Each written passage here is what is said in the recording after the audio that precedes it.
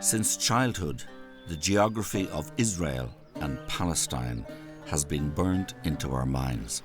Bethlehem, Jerusalem, Jericho, Hebron. Names we are familiar with from school and history. We're also familiar with them from news reports, but with Syria and the terrorist threat now dominating headlines coming out of the region, Israel and Palestine have fallen off the radar. While politicians, diplomats and journalists are focused elsewhere, the situation facing people living through this long-running conflict continues to worsen. 2017 marked the 50th anniversary of the war that defines the modern and highly contentious geography of the region. Since 1967, Israel has militarily controlled much of the West Bank, land the international community recognizes as being the basis of the intended Palestinian state. Over 50 years on from that war, people in the region continue to live a daily reality of occupation, segregation, restrictions of movement, and violent conflict. I travelled with international aid agency Trocaire to Israel and Palestine to see how the lives of people in the region have been affected by 50 years of conflict. We're not equal, we don't have the same rights. So this is apartheid. This is obvious apartheid. You go out to the street, throw some shock grenades, knock on some doors, make some noise, run to the other corner of the street, invade another house, wake up the next family, and that's basically how you pass your 8-hour shift. There's ongoing blockade, there's deepening poverty, there's rising unemployment, and there's no hope. This is occupation. This is wrong. This is a violation of what I believe in as a rabbi from my Jewish tradition. It is a violation of international law. This big elephant is in the room and nobody sees this elephant and nobody wants to see the elephant. And the elephant is the Israeli occupation. Most of the Israelis don't care about it, have no moral doubts about it, have no question marks and don't deal with it at all.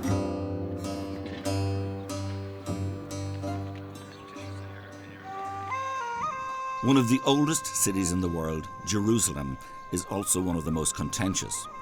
With some of the holiest shrines in Judaism, Islam and Christianity located just yards from each other, Jerusalem's old city is thronged with tourists. But while history attracts tourists into Jerusalem, it has also trapped the city into a bitter power struggle. In 1948, the State of Israel was created. Jerusalem was intended to be a shared capital for both Israel and an envisaged Palestinian state. But since the 1967 war, Israel has ruled both Israel West Jerusalem and Palestinian East. Jerusalem's old city is one of the most hotly contested square miles in the world. Tension is never far from the surface. Not far from where tourists soak up the sights, I found a small group of women protesting outside the district court of Jerusalem. The mother and friends of 16-year-old Mohammed Abu Qadir gathered. Mohammed had been abducted and burned to death in a local park. His murder is believed to have been a revenge killing by right-wing Israelis in retribution for the murder of 2 Jewish teenagers, all part of the depressing cycle of ongoing violence and bloodshed. The man accused of Mohammed's murder, Yosef Hayem Ben David, was found guilty by the Israeli court and sentenced to life in prison. But the 50-year occupation stretches well beyond this ancient city. Since 1967, Israel has occupied the majority of the West Bank, which is internationally recognized as being Palestinian land. I wanted to go beyond Jerusalem and see what life is like for people living under full military law. Following the outbreak of Palestinian violence in 2002, Israel began construction of a wall to divide the West Bank from Israel. This wall has had the effect of cutting Palestinians off from Jerusalem.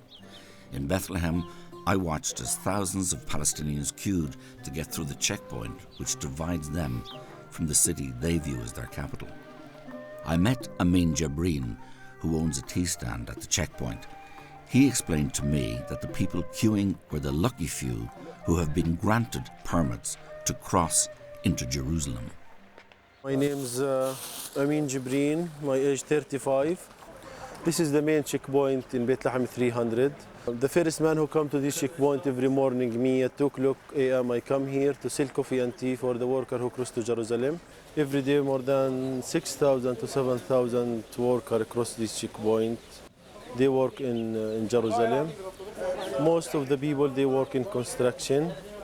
And they are lucky people because they have permission. Because if you are in Palestine and you have permission to work in Jerusalem, you are lucky, man. When fully completed, the wall will stretch for over 700 kilometres. Although supposedly the dividing line between Israel and Palestinian lands, it does not follow the internationally recognised border. Instead, it cuts and slices through Palestinian land. Close to the village of Bat Jala, I watched as another section of the wall was erected. This area is recognised by the international community as being Palestinian. The wall, however, will leave it on the Israeli side. Palestinian farmers who have farmed it for generations will no longer be able to access it. Israel says this is for security. For local farmers, however, it is simply a land grab.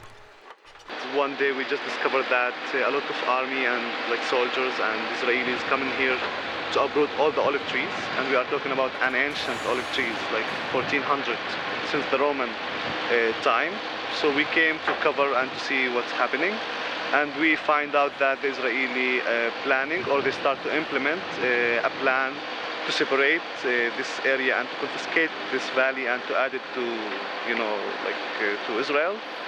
And of course, a lot of international activists and a lot of Palestinians, we came here and we were demonstrating for weeks and weeks. And of course, a lot of tear gas, a lot of shooting on the activists. And we couldn't, as a people and activists, to stop their project and their buildings here. All the time we were able to come here and to work, to cultivate our trees and our fields. Now we will not be able anymore. Now we are filming what's happening. And the soldiers up there, if you see, they are calling us on the mic, saying we need to go and to leave this area. But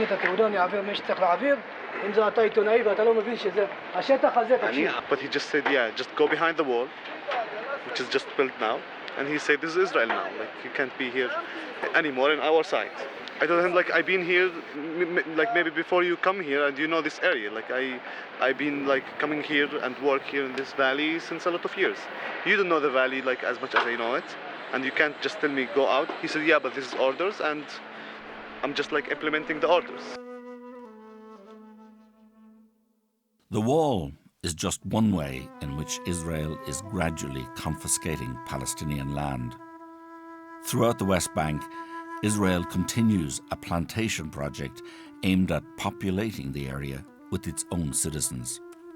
Today, there are an estimated 600,000 Israelis living in settlements dotted across the West Bank. These settlements, built on Palestinian land to home Israeli citizens, are illegal under international law. Directly behind me on the top of this hill is the Israeli settlement of Gilo. So these settlements, like Gilo behind us here, are essentially commuter towns in the satellite of Jerusalem. So a lot of these residents will live in very Western-style houses, some of them with swimming pools, with first world services like electricity and water, and will be connected via access roads to Jerusalem. So many of the residents would commute maybe 10, 15 minutes into Jerusalem, and the houses will be subsidized. So it's cheap housing, they get tax breaks, and many would consider themselves not settlers, but living in neighborhoods of Jerusalem. The only problem being that this isn't Israeli land, this is Palestinian land. This is confiscated Palestinian land. So these settlements are built on occupied territory. So these settlements are illegal under international law. And so the residents living here are contributing to displacement of Palestinians and ongoing violations of international law. While Israel builds huge settlements throughout the West Bank, it simultaneously makes it increasingly difficult for Palestinians to build on their own land. Israel has divided the West Bank into 3 areas, one under full Palestinian control, one under full Israeli military control, and one under mixed control. The Palestinian Authority has been granted control over certain urban centres, all of which are ringed by areas under Israeli military rule. It has created a situation eerily similar to apartheid South Africa, with Palestinians living in cantons disconnected from each other. Any Palestinian living under Israeli control must obtain a permit to build a house, but only 15% of permit applications from Palestinians are successful. Many Palestinians refuse to move and instead build homes without permits. They live under constant threat of demolition. In one such community, I met with Abu Yushe. كانت العائلات قليلة في الأيام هذيك يعني فصار نمو طبيعي للسكان وانجبرنا إنه نتوسع يعني اللي بده يتجوز اللي بده كذا بده يبني له بيت فالإدارة المدنية منعت إنه نقيم بيوت في هذه المنطقة من حتى الأيام هذه من الأيام هذيك لحتى أيامنا هذه يعني صرنا نبني بركسات من الزينكو مثل هذول البركسات يعني لأنه بدنا نعيش فيعني من هذيك الأيام لأيامنا هذه كل سنة كل 6 شهور في عندنا هدم يعني هدم للبركسات هدم للبيوت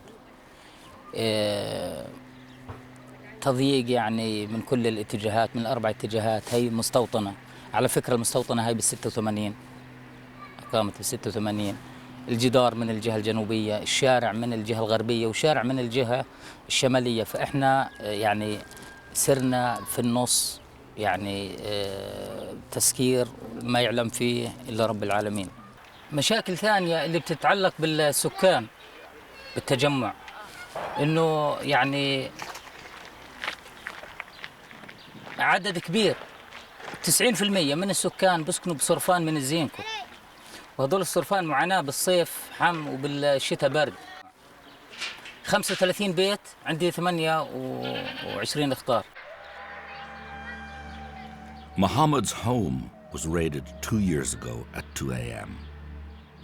Israeli soldiers kicked in the door, let off shock grenades, yelling and pointing machine guns at the family. Mohammed's son was then 12 years old. The trauma that night had a profound effect on him. He lost the power of speech. 2 years later, he still cannot talk. I was taken aback and saddened by what I had seen, but I wanted to hear the other side of the story, so I met with Emmanuel Nashon, head of press at the Israeli Ministry of Foreign Affairs. In those areas which are under Israeli control, we do not allow people to build without a permit. Yes, you can't build anywhere, everywhere, just wherever you feel like building. It doesn't work that way, and it's not about Palestinians or Bedouins, it's about everybody. Why do you think that an Israeli would be able to build something without a permit? Of course not. It depends whether you really want to build something for yourself or whether you are trying to create a provocation. And my feeling is that some of those building initiatives, which unfortunately are also supported and financed by EU member states, their only purpose is to create a provocation. What we see is a situation in which EU member states and the UN actually give a de facto support to people who are building illegally. Even within Israeli society, a vocal minority questioned the policies of their government. I met one such critic who is not only Israeli, but also a rabbi. Rabbi Arik Asherman opposes home demolitions and settlement expansion. Our work ranges from legal work in the Israeli court system to return land to Palestinians, to prevent Palestinian homes from being demolished, to prevent takeovers, to work with the international community, which has been crucial for keeping these people in their homes when there is an intense drive and push by the state of Israel using all of its power to move these people out of their homes. And sometimes it can be on-the-ground work, physically accompanying the farmers when they are harvesting, or the shepherds, or getting to their trees, or whatever has to be done so they can do so safely. Rabbi Arik's work brings him directly into conflict with the Israeli state and with settlers. Even his status as a rabbi offers him little protection. On a recent routine visit with Palestinian farmers to an olive grove, Rabbi Arik was attacked by a masked settler who threatened to stab him. He was lucky to escape with his life. Despite violent confrontation, he is still determined to speak out in support of Palestinians facing home demolitions. We visited one such community where he has campaigned to keep the bulldozers at bay. Fatima and her family and the other families of Susia are still in their homes today. And that's not something that should be taken for granted. And yet, they are living by the skin of their teeth, scraping out a living, not being able to fully live in dignity on their own land because of all the intense pressure being applied in every imaginable way by the state to get them eventually to move. It becomes a human rights issue when, in the name of a negotiating position, agree with it or disagree with it, you try to basically expel people from their homes. And that's what we have down here. This is occupation. This is wrong. This is a violation of what I believe in as a rabbi from my Jewish tradition. It is a violation of international law. Close by, Rabbi Arik brought me to another community who are waiting for a date in court to appeal against the demolition of their home. We're here in a small village, a community called Tarek in the south Hebron Hills, and we've come here today with Rabbi Arik, and he's negotiating on behalf of the community here to prevent this house behind me being demolished. They're in court tomorrow morning, and the homeowner says that if this demolition order is carried out, they will have to return to living in tents. They had to build without a permit because they had a new family and they couldn't get a permit. Now he's asking, what would you want to tell the judge? What are you going to do if you come and demolish your home? I'd like to tell the judge, before you were a judge, you were a little boy or a girl, and then you grew up, and then you got married and you built a home, and we're the same. Would you agree that someone would come and demolish your home and leave your children without a roof over their heads, exposed to the elements and to the sun? You may be a high court judge, but you're also a human being. And you should understand from your human feelings that we just want to live and have normal lives here. The difficulties Palestinians face in gaining building permits also extends to other resources. According to Human Rights Watch, not only are building permits difficult or impossible for Palestinians to obtain in 60% of the West Bank, Palestinians also have limited access to water, electricity, schools, and other state services that are readily available to Israeli settlers. Water is among the most contentious resource. I visited one area where locals say their traditional water supply has been rerouted to serve settlers. We're here just outside Jericho at the Aluja Spring.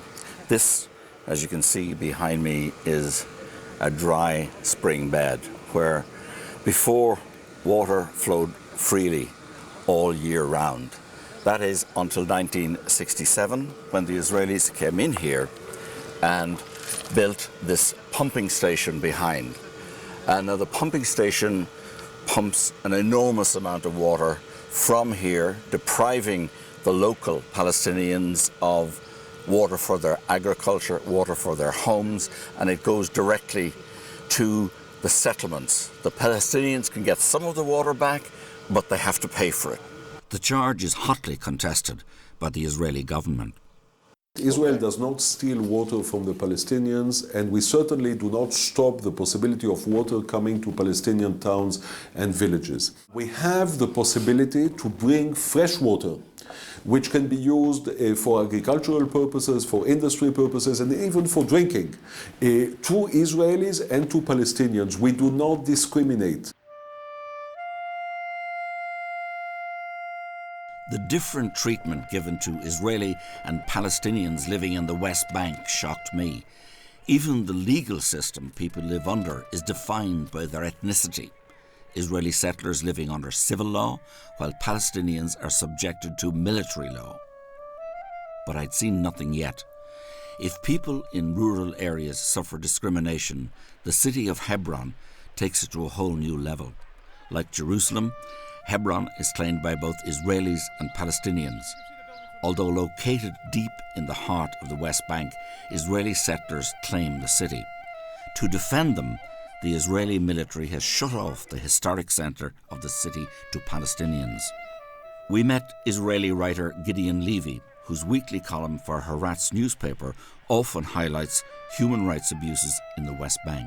If you want to see the Israeli apartheid in a nutshell, go to Hebron. There's no other place in which you can see it in the most crystal clear way. I mean, when a whole community is expelled from their homes, thousands of people, from their shops. When you live in a ghost town where there is almost only Jews living there after all the Palestinians had to leave out of fear because of the threats that they were living under and the violence that was implemented against them and because of the army. If you see streets which are allowed only for Jews and roads which are allowed only for Jewish owners, what is it if not apartheid? Yehuda Shaul knows these streets well. As a sergeant in the Israeli Defense Forces, he patrolled them nightly. He says that his orders were clear: to disrupt the lives of Palestinians in any way possible. The IDF is supposed to protect the people who live here. Our orders as soldiers on the ground are very different. We are told we are here to protect the settlers. If we see a settler attacking a Palestinian, not our job. That's the job of the Israeli police. So I stand in a post, and I was standing in a post, and dozens of times, right in front of my eyes, settlers are beating up, are throwing stones, are breaking windows, are cutting electricity lines to a Palestinian house, and my orders are not to interfere.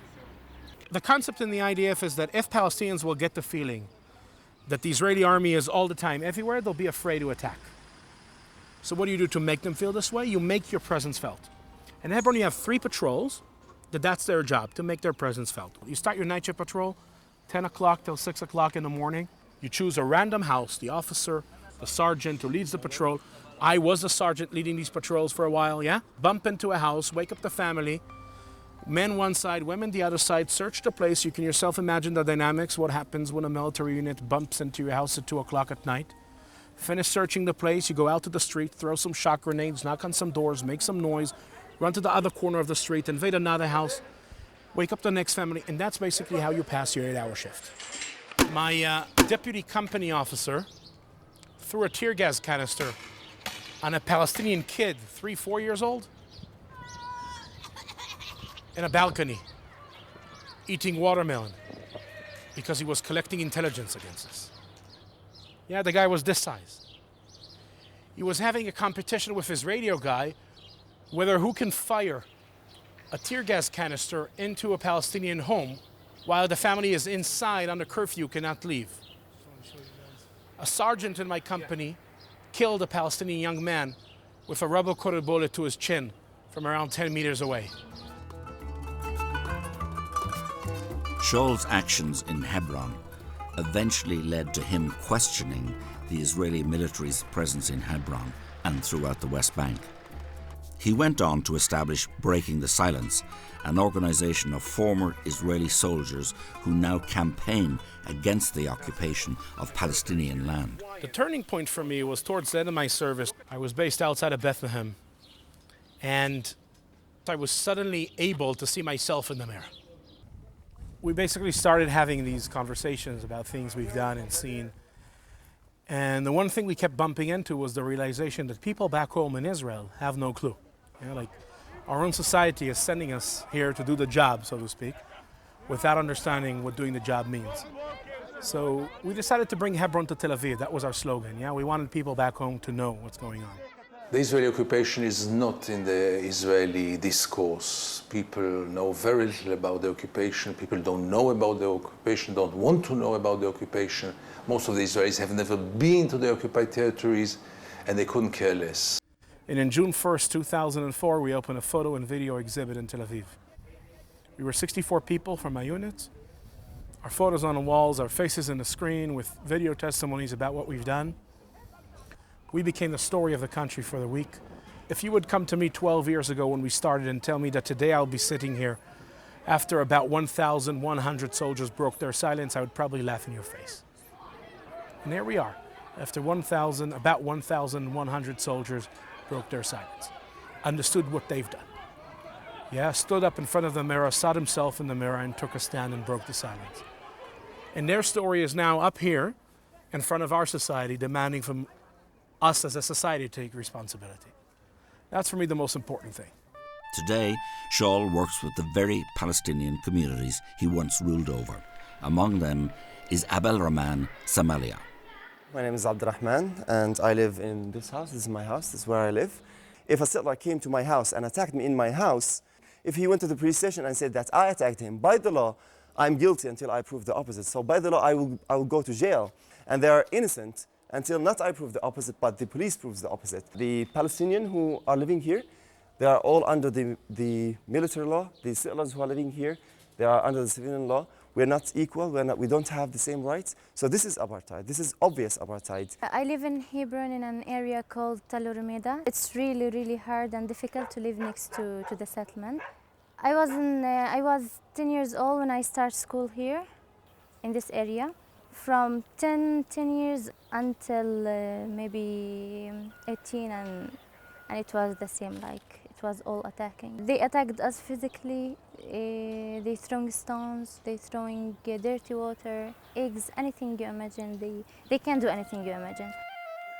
I'd never seen anywhere like Hebron before. A ghost town filled with the pain of people who had been evacuated. It was eerie to walk down its empty streets.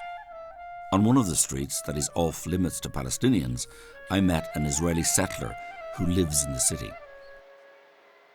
First of all, welcome to Hebron. It's the first historic Jewish city. There are many Jewish livers here, and they're not settlers. We're not settling foreign land. This is our land. We lived here before the establishment of the state or anything like that. We are the indigenous people here. I'm not saying there aren't other people that lived here for years. And I wish we can go back to the day, the way it was beforehand, where we lived side by side with true, real peace. There's organizations, NGOs, who mask themselves as human rights or whatever they want to call it, which use it as an agenda to spew that hate and that violence and keep it going, because if us and the local Arabs work it out, then they don't have a reason to exist. His words echoed those of official Israel. Israel continues to build settlements, and then the UN have recently said that the settlements, I'm just quoting this, are in direct violation of Article 49 of the 4th Geneva Convention, which forbids an occupier from transferring its own civilians into the territory it occupies. Well, we have a disagreement. We have a legal disagreement with the UN. And you don't agree with the UN on that? No. We do not agree on that statement at all. And the reason is the following. We do not consider this land to be occupied land. We have demonstrated time and again that when there is real peace, we are willing to uproot settlements. We have done it in Egypt. We have done it unilaterally in the Gaza Strip. The settlement blocks, which are most of them, or all of them rather, in the vicinity of the Israeli border, are meant to stay under Israeli sovereignty. But what we have discussed with the Palestinians some years ago was the possibility of a territorial exchange. We see the activity of settlement building as something which is not against international law, and something that needs to be discussed together with the Palestinians. But if the conflict in the West Bank is a gradual and systematic one, the situation in Gaza is more upfront. 41 kilometers long and 12 kilometers wide, Gaza is a tiny, self-governing territory that is home to almost 2 million people. With both Israel and Egypt having locked its borders to all but a select few, the majority of Gaza's citizens are trapped it has become effectively the world's largest open-air prison.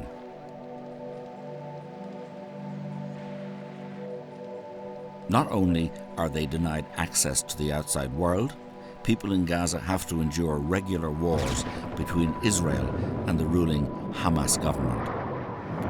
During the most recent conflict in the summer of 2014, over 2,500 people in Gaza were killed after Israel launched a full-scale military offensive in response to Hamas rocket fire. Among the dead were Mohammed and Khalde El-Selek Sajaz, 3 children. لما طلعنا فوق على السطح لقيت الوالد وال7 أطفال كله مرمى على الأرض. لما طلعت الوحيد اللي لقيته كامل يعني بدون أي إصابات في الرأس أو هذا ابني الوسطاني اللي هو عبد الحليم. حملته قلت إن شاء الله يكون عايش، حملته ونزلته تحت على أساس إنه عايش. بعد ما اديته لابن عمي على أساس يودوه على الشفا ينقذوه.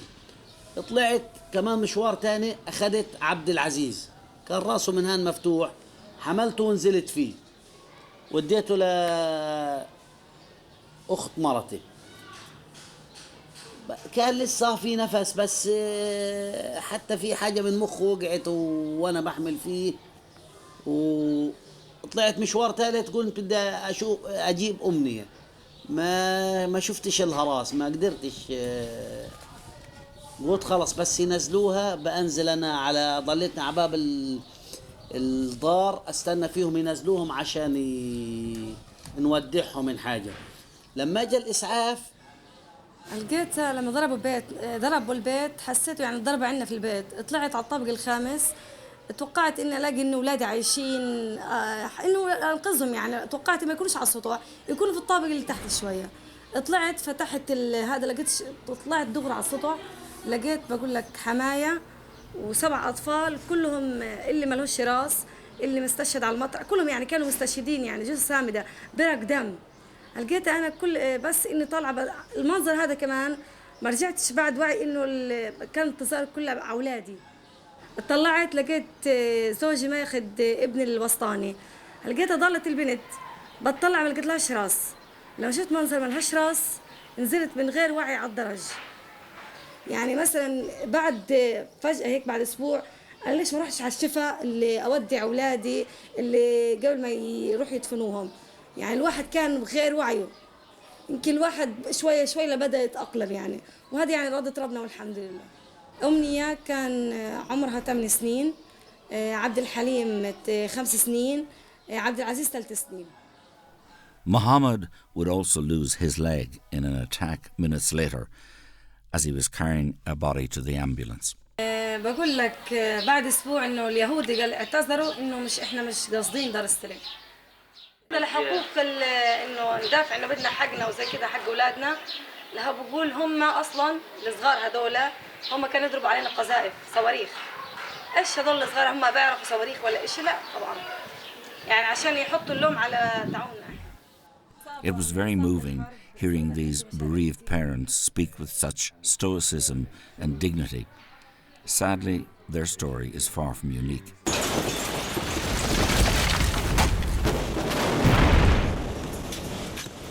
On the 10th day of the conflict, an Israeli missile hit the house of Talal Mohammed al-Hello's brother. صاحب البيت اللي هو أخويا وزوجته مسنين وبناتهم وأطفالهم كلهم راحوا في البيت بالسواء مع الأرض.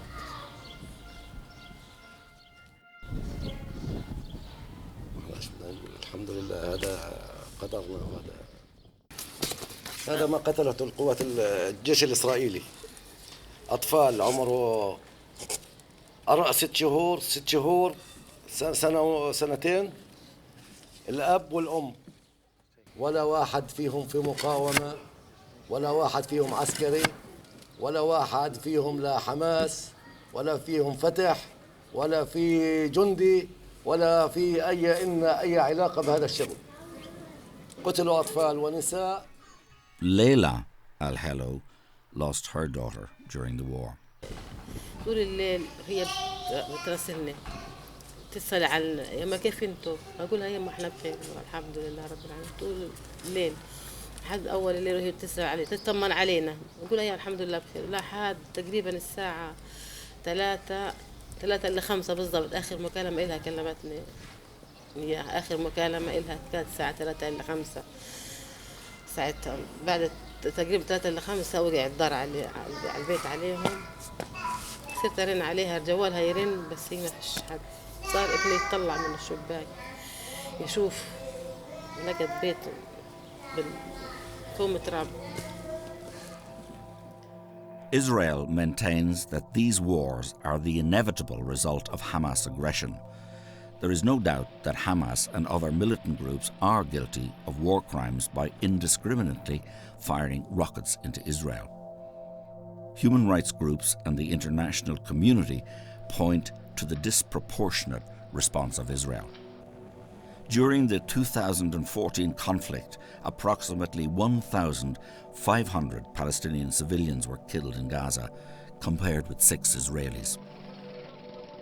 The chair of the United Nations Independent Commission of Inquiry warned that the extent of the human suffering in Gaza was unprecedented and will impact generations to come. Despite the massive civilian casualties and international condemnation, the Israeli government maintained that they are fighting a war on terror. Hamas will use whatever it can in order to try and hurt Israel, even if the price is hurting their own population. There is no better way to describe Hamas. It's a bunch of Islamic hoodlums who have taken them over. It's a dictatorship. It's a bloody dictatorship. Imagine the following dilemma, and those are dilemmas that we have been facing every day. A group of Hamas people start shooting rockets or mortars from a schoolyard. Do we shoot back? Don't we shoot back? Whatever we do, it's bad. Walking through Gaza's streets, the impact of the ongoing blockade and cyclical violence was obvious. 1 in every 2 people in Gaza do not have enough food to eat. 1/3 of the population are reliant on food aid. Basic infrastructure such as water, sanitation and health services are crumbling at the seams, while the unemployment rate at 42% is one of the highest in the world. Even its fishing community is denied access to fishing grounds that would enable them to earn a decent living. Fishermen can sail only a little over 5 kilometers from the coast. Many claim that Israel denies them even this limited access. سامي علي الجوجا صياد لي 15 سنة في البحر. عميل ونص على شاطئ رفح في الليل سارحين عتمة اللي بنشتغل في الصناع. بقى على 3 ميل هو مفتوح البحر، عميل ونص احنا بنشتغل يعني في الامان ضاويين ضو يعني الاشاره ان هينا صيادين. لا ادانا انذار ولا اي شيء، طب علينا اطلاق نار. مين هذا؟ الطراد الاسرائيلي.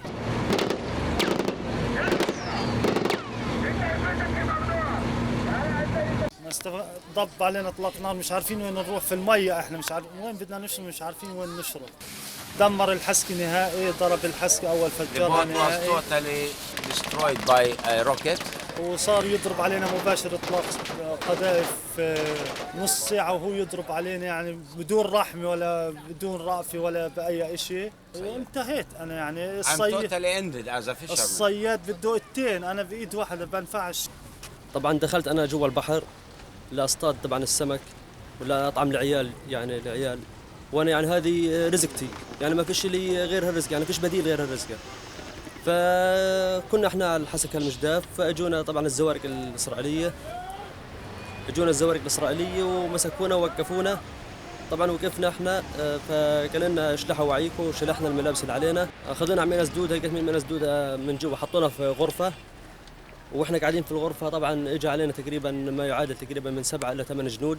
طبعا معاملتهم كانت سيئه كثير، من يوم اخذوه من يوم 27 الشهر لهذا اليوم انا قاعد عن العمل، وانا بطالب جميع الدول وبطالب جميع المجتمعات وبطالب جميع يعني كل الدول العربيه والاجنبيه حتى كمان انهم يساعدوا الصيادين ويقفوا مع الصيادين بالنسبه للاعتقال وبالنسبه للمساعدات وبالنسبه لكل ايش يعني بيحتاجوا الصياد، لانه الصياد مهمش كثير. واحنا طبعا انا لما بنزل البحر بكون يعني فيش ثقة، يعني بكون نازل وأنا خايف البحر، لأنه من اعتقال من أي أمور ثانية، يعني فيش يعني هذا الناشدة بس احنا. Generation after generation now, what grows in Gaza is a huge human tragedy. Even the UN declared that by the year of 2020, Gaza will not be a place where human beings will be able to live. And it's unbelievable how the world is watching it and does nothing about it. Sister Bridget Thai from Sligo has lived in Gaza since early 2015. She says that the biggest problem here is not violence or poverty. It is the complete loss of hope. I have a background in nursing and midwifery and management, and I speak a bit of Arabic and I know the Middle East. So I feel that I can bring something useful to the people here. What I saw at the beginning is what anyone can see: the poverty, the broken homes, the children on the streets. But as I get to know the people, that's when I hear the other things: the hopelessness, the fear for the future. Their children, 6 years old, have lived through 3 wars. So they're traumatized, they're clinging, they're crying, they're bedwetting. There's a lot of violence, domestic violence, because the people are traumatized. So the longer I stay, the more I see, and I actually feel it in myself, the hopelessness that is pervasive in Gaza. With the help of organisations such as Trocaire, Sister Bridget delivers medical care to children in Gaza. One of the biggest issues children face is trauma. Ola Dweek, a child psychologist who works with Sister Bridget, explains. كنت قبل بمستشفى الطب النفسي، وبطلع على مستشفى الشفاء وبشوف الحالات، وكنت بتعامل مع أطفال بكر. هدول الأطفال اللي كانوا على البحر وبيلعبوا كورة، اجت الزوارق ضربت، فاستشهد منهم 3 وبقي منهم 3. فكانوا كتير هدول الأولاد أجريسيف كتير، وكل شيء فيهم تغير. وصلوا لحالة ذهان، إنه خرجوا عن عقولهم. هدول الأطفال تعاملت معهم فترة معينة، لكن بعد هيك تركتهم، ما كملت معهم. بلشت أحس بالحرب من اللي سمعته من الناس بعد ما اشتغل. في طفلة في منطقة الفلاحين، هاي منطقة الفلاحين كلهم طلعوا من بيوتهم في الحرب. الطفلة هاي خسرت أخوها كان بيعتبر لها الصديق والأب والأم، بتحبه أكتر من أي حدا. فقدته قدام عينيها، كان راكب على فزبة. فلما شفته لحتى الآن بنت بتعاني إنه حاليا بتكتب رسائل لأخوها، بتجيب لي هاي الرسائل عشان أقرأها، إنه على طول بتحلم فيه، بتشوف كوابيس في الليل. فهاي البنت أثرت فيها، لأنه صار لي بتعامل معها سنة كاملة، بس لحتى الآن كل ما بتيجي بتحكي عن أخوها. So we've known these people for 2 or 3 years. Some of them lost their homes, some of them took in other people, and we've seen them grieve, try to get their lives together, try to move on, try to look forward. But look forward to what? You saw the number of children. What's the future of those children? Sister Bridget's assessment was sobering, but it was also accurate. When you speak with people in Gaza, you can feel the hopelessness. The United Nations has questioned the short-term viability of Gaza, warning that by 2020, many basic services will have collapsed. I wonder what chance there is of peace when young people in Gaza are being raised in an environment where they have a limited future. Such a situation plays into the hands of the extremists. Israel has legitimate security concerns due to the presence of armed groups who deny their right to exist. And by condemning all of Gaza's people to inhuman lives, they succeed in swelling the ranks of these groups. Without political movement, the cycle of violence seems destined to continue.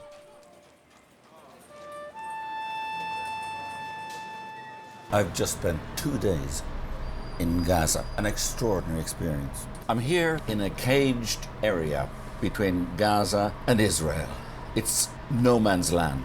We passed through 2 checkpoints down there, Hamas, Fatah, Palestinian checkpoints, back to back with Israeli checkpoints. It's like nowhere I've ever been. It's an open-air prison, 1.8 million people surrounded by a wall on one side and by the Mediterranean Sea on the other. And that sea is constantly patrolled by Israeli gunboats. We have met people who have been devastated by the war, families who have lost up to 11 people, children with horrific injuries. Having spent time in Gaza and the West Bank, it was very difficult to come away feeling positive. The conflict seemed so intractable, so deep and so ingrained. However, there are voices for peace. Before I left, I had a chance to meet a group of Israelis and Palestinians who work together. Combatants for Peace is an organization of former soldiers and militants who have joined together to call for peace and justice for all. I joined them outside of Bethlehem on their monthly rally in the shadow of the separation wall.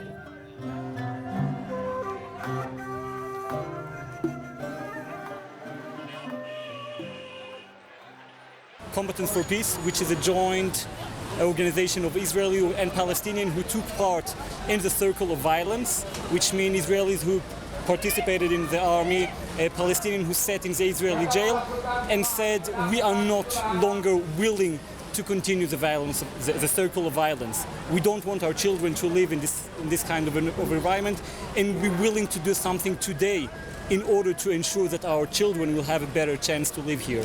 The only way to end this conflict is to talk together with Palestinians who are non-violent. I used to live a few years in America, and I just felt I can't represent. I felt almost ashamed being Israeli, because when you're outside, you see how Israel looks from the outside, and it's so hard.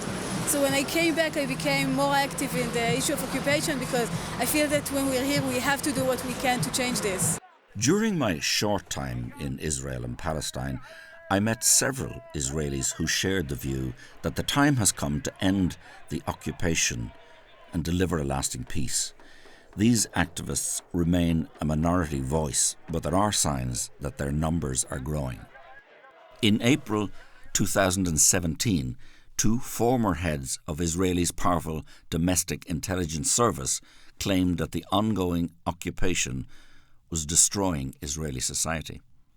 Ami Elion and Carmi Gilon warned that the occupation was putting Israel on a path of incremental tyranny.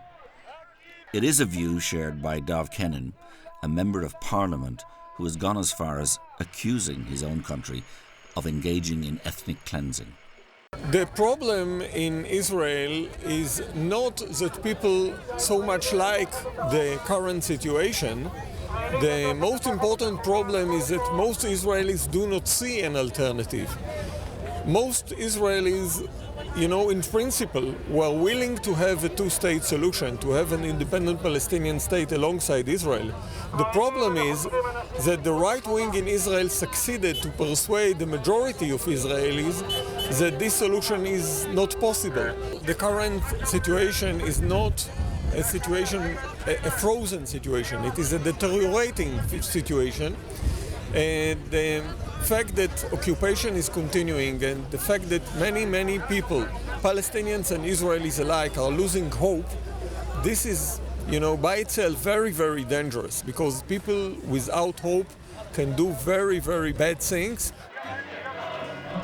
After hearing so many stories of despair, it was inspiring to see people from both sides of this decades-old conflict coming together and calling for solutions. Sadly, there are no political moves towards peace. The election of Donald Trump in the US has further emboldened right-wing voices in Israel. Settlement construction continues, as does the displacement of Palestinian families. Contentious issues such as the moving of the American embassy from Tel Aviv to Jerusalem in May 2018, and later in July, the passing of the Jewish nation state law, which the Arab minority claims reduces their rights and is racist and discriminatory by nature. These issues do nothing to further the cause of peace. The situation in Gaza continues to worsen. Also in May, Israeli soldiers used live ammunition on demonstrators in Gaza, killing dozens. Palestinian health officials said more than 2,700 were wounded, with around half injured. Governments around the world, including Ireland's, continue to condemn the use of live ammunition and the ongoing occupation of the West Bank. Few, however, are prepared to take any action to pressurize Israel into a change of policy. In July 2018, Shannon Aaron, the Irish Senate, voted to support a bill brought forward by independent Senator Francis Black. That bill would prohibit the sale in Ireland of goods produced in illegal Israeli settlements. At its core, the bill is about respecting international law and standing up for the rights of vulnerable people. It is a chance for Ireland to state strongly that it does not support the illegal confiscation of land and the human suffering that inevitably results. A settlement goods ban has long been supported by organisations such as Trocaire, who point out that condemning settlements is meaningless when we continue to trade with them. The Irish government opposed the bill and have refused also to recognise the state of Palestine, despite a vote in the Irish Parliament, Dáil Éireann, in 2014, calling on them to do so. Campaigners argue that these measures, while being largely symbolic, are important in putting international pressure on Israel to end its policy of occupation. There are no easy answers to the situation in Palestine and Israel. Peace will be difficult to find and even harder to secure. What we do know is that blockades, land seizures, house demolitions and segregation will not bring peace to this land. It seems to me that these policies will only further drive the Palestinian and Israeli people apart. Ultimately, peace can only happen by people working together to find compromise and solutions. Only then is there a chance for everybody in this troubled land to live with the dignity and peace they all deserve.